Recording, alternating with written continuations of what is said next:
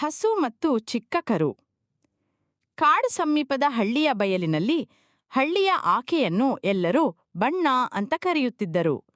ಅವಳು ಹಾಲು ಬಿಳಿಯ ಮೈಮೇಲೆ ಕಪ್ಪು ಬಿಳಿ ಕಲೆಗಳಿದ್ದ ಮುದ್ದಾದ ಹಸು. ದಿನಗಳೆಲ್ಲ ಹೊಲಗಳಲ್ಲಿ ಓಡಾಡುತ್ತಿದ್ದ ಬಣ್ಣ ಒಂದು ದಿನ ತಾಯಿಯಾಗಿದ್ದಳು. ಚಿಕ್ಕ ಚಿನ್ನದಂತ ಕರು ಹುಟ್ಟಿತ್ತು. ಹಾಜಿನಂತ ಮೈಬಣ್ಣ, ಸಣ್ಣ ಕಣ್ಣುಗಳು, ಮುದ್ದಾದ ಪುಟಾಣಿ ಕರು. ಹಳ್ಳಿ ಮಕ್ಕಳು ಆ ಕರುವಿಗೆ ಚಿಕ್ಕು ಎಂದು ಹೆಸರು ಇಟ್ಟರು.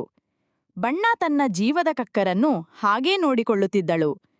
ಚಿಕ್ಕು ಎಷ್ಟೇ ಚುಟುಕು, ಆಟವಾಡೋದು ಇಷ್ಟವಾದರೂ ತಾಯಿಗೆ ದೂರ ಹೋಗದೇ ಇದ್ದ. ತಾಯಿ ಮಗಳ ನಡುವಿನ ಪ್ರೀತಿ ಎಲ್ಲರೂ ನೋಡುತ್ತಿದ್ದರು. ಒಂದು ದಿನ ಹಳ್ಳಿಗೆ ಆಟದ ಹೆಸರಿನಲ್ಲಿ ಕೆಲವರು ಬಂದು ಚಿಕ್ಕುವನ್ನು ತಾಯಿಯಿಂದ ದೂರ ಕರೆದುಕೊಂಡು ಹೋದರು. ಬಣ್ಣದ ಮೂಗು ಮಣಿಪುರದ ಹಾಗೆ ಕಂಪಿಸಿತು. ದಿನವೂ ಕೂಗುತ್ತಾ ತಾನು ಏಕೆ ಆ ಕಡೆ ನೋಡುತ್ತಿದ್ದಳು? ಹಳ್ಳಿ ಜನರು ಬೇಸರದಿಂದ ಹಿಂಡು ಸೇರಿಸಿ ಹುಡುಕಾಟ ಶುರು ಮಾಡಿದರು.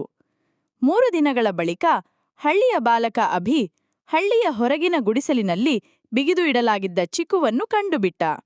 ಅವನು ಬೇಜೆಯಿಂದ ತಕ್ಷಣ ತಾಯಿಯ ಬಳಿಗೆ ತಂದುಕೊಂಡು ಬಂದ. ತಾಯಿಯ ಕಣ್ಣುಗಳು ನೀರಾಗಿದೆ.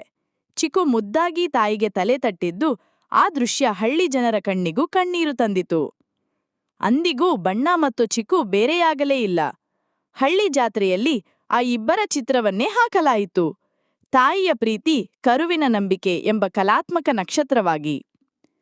ಪಾಠ: ತಾಯಿಯ ಪ್ರೀತಿ ಎಷ್ಟು ದೊಡ್ಡದಾದರೂ ಮಗುವಿನ ನಗೆಯಲ್ಲಿ ಅದಕ್ಕಿಂತ ದೊಡ್ಡ ಲೋಕವಿದೆ.